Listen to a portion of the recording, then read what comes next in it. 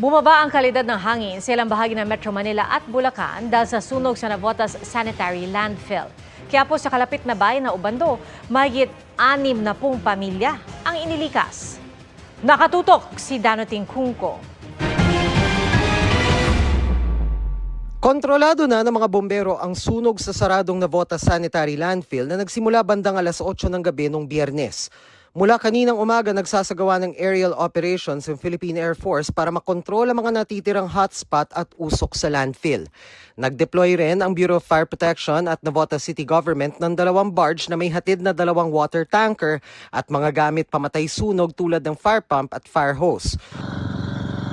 Sabi ng Environmental Management Bureau NCR, ang sunog na nagsimula pa noong Biyernes ng gabi at pinalala pa ng mainit na panahon ay nagpalaganap mula kahapon ng makapal na usok sa mga kalapit na lungsod, hindi lang sa Metro Manila kundi maging sa Bulacan.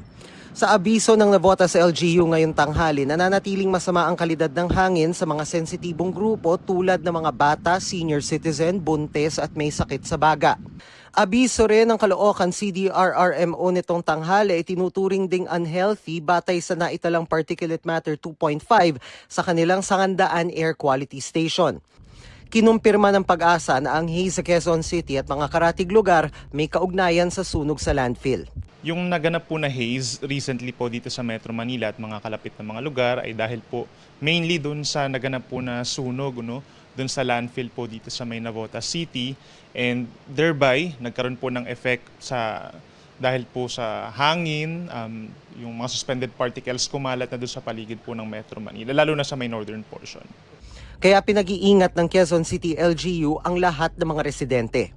Katabi ng Navotas ang Obando, Bulacan, kaya pinalikas sa mga nakatira sa coastal area ng Barangay Salambao sa Obando. Sakay pa ng bangka ang ibang lumikas. Sobrang kapal na po ng usok, tapos delikado na po sa mga bata. Tapos parang hindi na po kayo makahinga ng maayos kasi puro usok na po yung kapaligiran dun sa amin.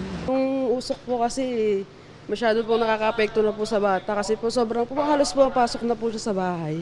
Ano po nararamdaman nyo ngayon? Pagsisikip ng dibdib. Saka hindi makahinga sa sobrang usok. May mga nananatili sa munisipyo at meron ding nasa Obando National High School Evacuation Center. Nagpunta rin doon ang mga taga Navotas Health Office para tumulong. Kanina nga po dumating po ang mga City Health Office ng Navotas, so nagbigay din po sila ng mga gamot at face mask. Nakakaasa po kayo na tutulong po kami sa problemang ito.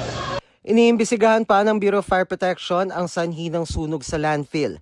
Nilinaw ng Navotas City Government na hindi pag-aari ng LGU ang landfill at noong Agosto pa ito pinasara dahil natapos na nila ang prangkisa. Danoting Kungko, Nakatutok, 24 Oras.